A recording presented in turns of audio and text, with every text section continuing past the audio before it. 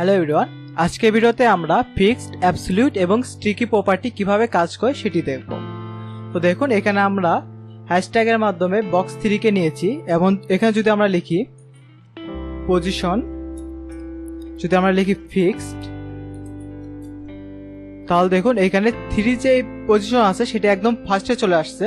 কারণ যখন আমরা পজিশন ব্যবহার করব, যখন ফিক্সড ব্যবহার করব, তখন এটি হচ্ছে এই যে আমাদের উইন্ডো আছে এই উইন্ডোর অনুযায়ী কাজ করবে। যখন আমরা এখানে ফিক্সড ব্যবহার করেছি তখন এই উইন্ডো অনুযায়ী একদম টপ লেফটে এটি আসবে।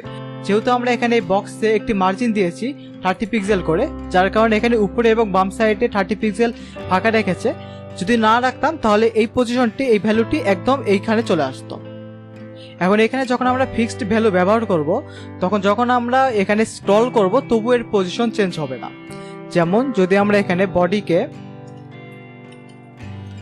হাইট দিই, হাইট যদি আমরা এখানে 200 পিক্সেল দিই, 2000 পিক্সেল দিই, তাহলে দেখুন এখানে কিন্তু একটি স্ক্রল বার তৈরি হয়েছে। যখন আমরা এখানে স্ক্রল করব, দেখুন যখন আমরা স্ক্রল করতেছি তখন কিন্তু এই যে এলিমেন্ট 1 2 3 1 2 আর 4 এটি কিন্তু স্ক্রল হয়ে উপরে চলে যাচ্ছে। বাট এই যে 3 বক্সটি আছে এটি কিন্তু আর চেঞ্জ হচ্ছে না। দেখুন এই 3 এখানেই আছে। এই ফিক্সড ভ্যালু ব্যবহার করা হয় যখন কোনো একটি এলিমেন্টকে আমরা এই যে উইন্ডো আছে এই উইন্ডোর মাঝখানে কোনো একটি জায়গায় আমরা ফিক্সড ভাবে রাখতে চাই। যতই আমরা স্ক্রল করি তবু এর পজিশন চেঞ্জ হবে না। এখন এই যখন আমরা ফিক্সড ভ্যালু ব্যবহার করব তখন আমরা চাইলে টপ, লেফট, বটম এবং রাইটের মাধ্যমে এর পজিশন চেঞ্জ করতে পারি। যদি আমরা লিখি টপ 300 পিক্সেল, লেফট 500 পিক্সেল, তাহলে দেখুন এটি কিন্তু এইখানে চলে আসছে। বাট আমরা যখনই এটিকে স্ক্রল করতেছি এর পজিশন কিন্তু এখানেই থাকতেছে, এর পজিশন কিন্তু চেঞ্জ হচ্ছে না। বেসিক্যালি আমরা ফিক্সড তখনই ব্যবহার করি যখন আমরা ব্রাউজারে কোনো একটি পজিশনে এটিকে ফিক্সড রাখতে চাই। এছাড়া বাকি যত কিছু আসে সেগুলোকে স্ক্রল করলে যেন স্ক্রল হয়, এটিকে ছাড়া।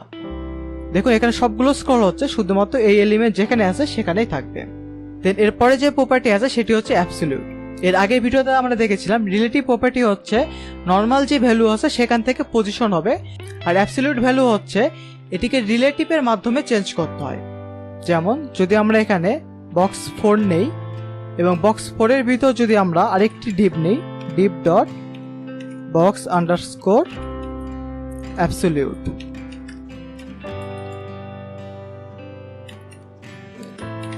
Absolute, absolute.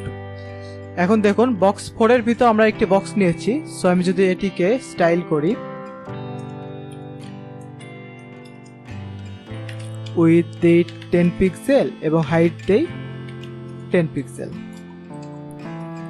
এর ব্যাকগ্রাউন্ড কালার যদি আমি রেড দেই, দেখুন এখানে প্রতিবার কিন্তু আমি ব্যাকগ্রাউন্ডের সময় ব্যাকগ্রাউন্ড লিখতেছি। বাট আমি আগের ভিডিওতে দেখেছিলাম কিভাবে ব্যাকগ্রাউন্ড চেঞ্জ করতে হয়, সেখানে কিন্তু আমি ব্যবহার করেছিলাম ব্যাকগ্রাউন্ড কালার। এখন ব্যাকগ্রাউন্ড কালার এবং ব্যাকগ্রাউন্ড দুটি একই কাজ করবে। আপনি যদি এখানে ব্যাকগ্রাউন্ড ড্যাশ কালার লিখেন, এটি হচ্ছে শুধুমাত্র কালার চেঞ্জ করবে। আর যখন আপনি শুধুমাত্র ব্যাকগ্রাউন্ড লিখবেন তখন আপনি চাইলে শুধু কালার না, আপনি এখানে ইমেজও সেট করতে পারবেন। তো আমি এখানে এর ব্যাকগ্রাউন্ডকে রেড করে দিচ্ছি। দেখুন এখানে এটি কিন্তু নিচে চলে আসছে। আর যদি আমি এখানে এই 4 আইডিকে সিলেক্ট করি,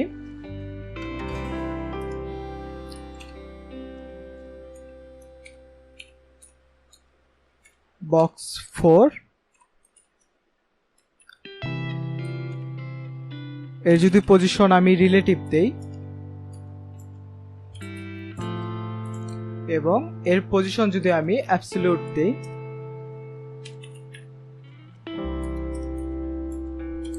এখন দেখুন এটা এখানে নিচে চলে আসছে। এর কারণ হচ্ছে এখানে 4 আসছে তাই।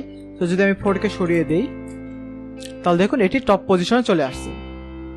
এখন আমরা অ্যাবসলিউট ভ্যালু এই পজিশনের সাপেক্ষে চেঞ্জ করি। দেখুন এইখানে কিন্তু এই এলিমেন্ট কিন্তু আর উপরে নিচে নাই, এখানে এই বক্সের ভিতর আছে। যখন আমরা অ্যাবসলিউট ভ্যালু ব্যবহার করি তখন হচ্ছে প্রথমে একটি ডিভ নিয়ে নেই, সেটি হচ্ছে এই যে যেমন দেখুন এখানে আমরা প্রথম ডিভ নিয়েছি বক্স 4 এবং বক্স 4 কে আমরা পজিশন রিলেটিভ দিয়েছি এবং এর ভিতর যে ডিভ আসছে সেই ডিভকে কিন্তু আমরা অ্যাবসলিউট দিয়েছি। এখন আমরা চাইলে এই বক্সের মানে এই রিলেটিভ বক্সের ভিতরে এই অ্যাবসলিউট ভ্যালুকে বিভিন্ন জায়গায় পজিশন করতে পারি। যদি আমি এটিকে টপ দেই, টপ যদি 30 পিক্সেল দিই, তাহলে দেখুন এখানে টপ থেকে নিচে চলে আসছে, এবং লেফট যদি 50 পিক্সেল দেই তাহলে দেখুন লেফট থেকে চলে আসছে। বাট এইখানে একটি জিনিস খেয়াল করুন, যখন এটি চেঞ্জ হচ্ছে, এখানে আমি একটা কাজ করি, আরও একটি ডিপ নেই, ডিপ ডট বক্স আন্ডারস্কোর 5, এই বক্স আন্ডারস্কোর 5কে আমি সিলেক্ট করি, এখানে এটার উইথ দেই 50 পিক্সেল, হাইট 50 পিক্সেল না, উইথ দেই 30 পিক্সেল এবং হাইট দেই 30 পিক্সেল। ব্যাকগ্রাউন্ড কালার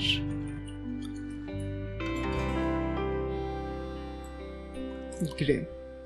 দেখুন এর আগের ভিডিওতে আমি দেখেছিলাম যখন পজিশন ছিল রিলেটিভ, তখন কিন্তু যখন এখানে পজিশন ছিল, যখন আমরা পজিশনকে চেঞ্জ করে দিচ্ছি তখন কিন্তু এখানে ফাঁকা রাখতেছিল। বাট এখানে দেখুন এর পজিশন কিন্তু প্রথমে ছিল ইনিশিয়ালি এইখানে এই কর্নারে, বাট যখন আমরা পজিশন চেঞ্জ করে এখানে নিয়ে আসছি, এখানে যে ফাঁকা জায়গা আছে এই ফাঁকা জায়গায় কিন্তু এটি দখল করে নিয়েছে। যদি আমি এর পজিশনগুলো চেঞ্জ করে দিই, এই টপ এবং লেফটকে যদি কমেন্ট করে দিই, তাহলে দেখুন এখানে প্রথম যে এলিমেন্ট আছে সেটি এখানে প্রথম এলিমেন্ট শো করতেছে, তারপর নিচে এলিমেন্টটি শো করতেছে। যদি আমি এটিকে নিচে নিয়ে আসি, এখানে দেখুন এই যে এলিমেন্ট আছে এই বক্সের উপর কিন্তু এই বক্স চলে এসেছে। এর কারণ হচ্ছে আমি এই যে বক্স 5 আছে এটিকে পজিশন দেইনি। তো যদি আমি এর পজিশনকে অ্যাবসলিউট দেই, তাহলে এইখানে যে বক্স আছে এই বক্সের ভেতরে কিন্তু এই বক্সটি আছে, এই বক্সের নিচে একদম রেড কালারের বক্স আছে। যেমন যদি আমি এটিকে চেঞ্জ করে দিই, টপ থেকে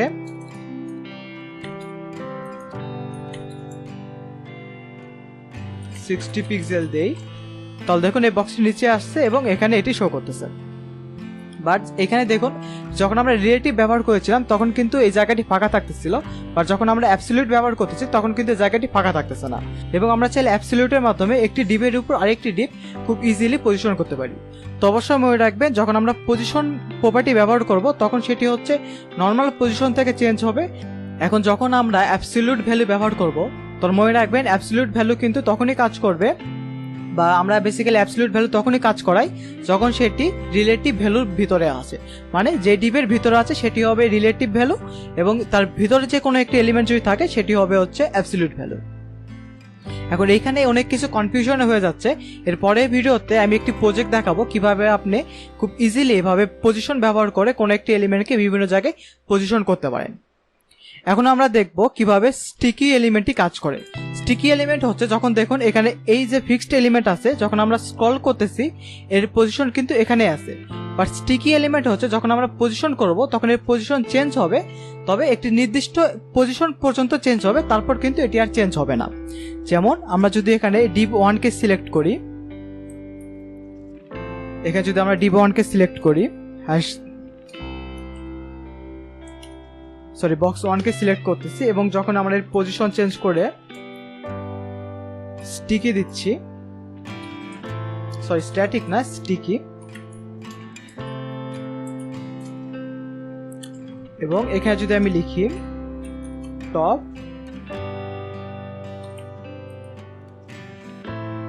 5 পিক্সেল, এখন কি হবে দেখুন যখন আমরা এই ওয়েবসাইটকে রিফ্রেশ করতেছি তখন কিন্তু যেভাবে ছিল সেভাবে আছে।